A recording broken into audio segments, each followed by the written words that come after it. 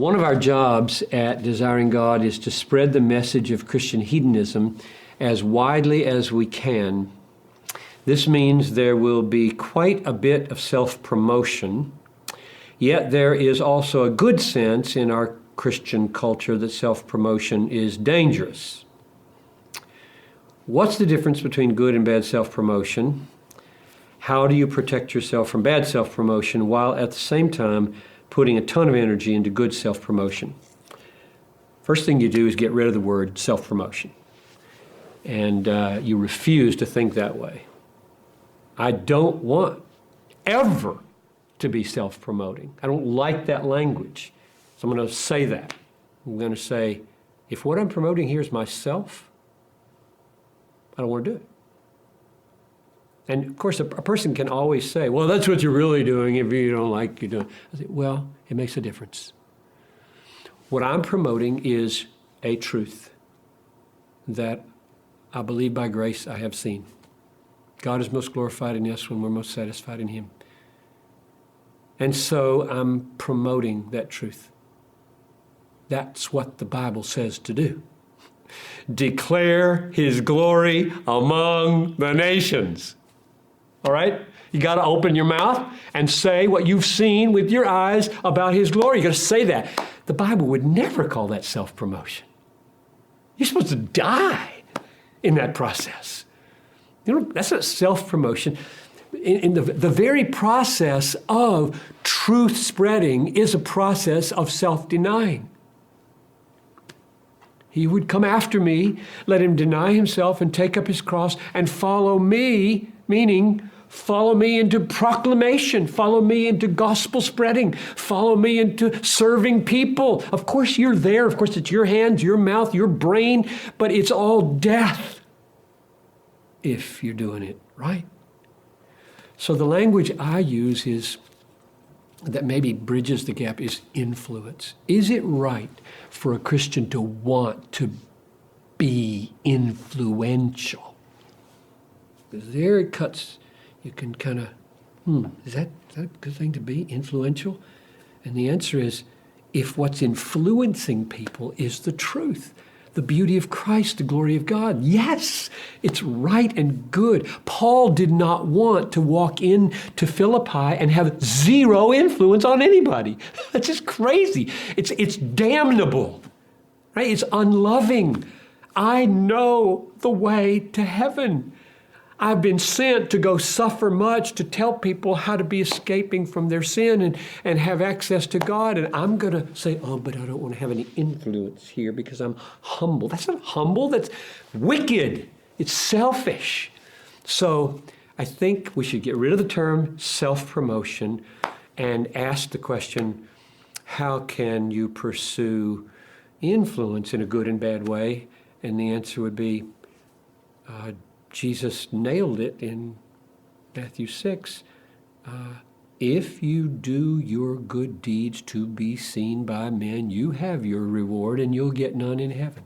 If you pray to be seen by men, if I answer questions on video in order to promote my ego and my strength and my whatever, I'm lost all my reward right there and I'll be of little use to anybody.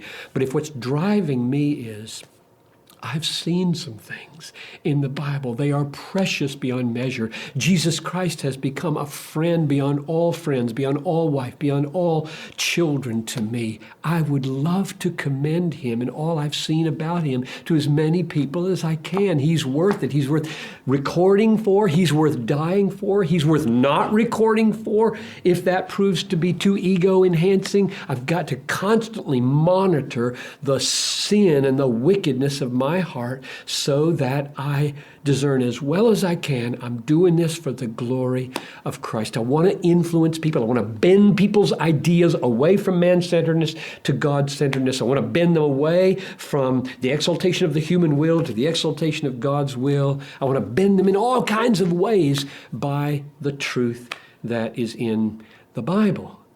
And I think that is right, and I think keeping a check on your own ego is the way to pursue it. Then there are probably language ways to pursue it, and give you one last thing. C.J. Mahaney, good friend. Somebody, one of these questions was who encourages you and helps you. He would be a helper and encourager. C.J. Mahaney said, and it's been a helpful word, so thank you, C.J. Our self-perception is as reliable as a carnival mirror. That's one of his famous sayings, which means that other people need to help you refine your self-perception. So in answer to this question, what can we do in order to avoid self-promotion or bad influence, that is, trying to influence people in a sinful way, would be to ask people, how are we doing? Are we doing things that exalt Piper in a sinful way? Is it now, are we doing it in such a way that it really has become a Piper phenom, not a God phenom, not a truth phenom? And listen, just listen, because my effort to deny myself and not be egocentric is as reliable, without help, as a carnival mirror. So I must do it. I must get in front of the mirror of the Word, but I must ask other people who see that Word and me, perhaps better than I do, and that would include you guys, if you see anything.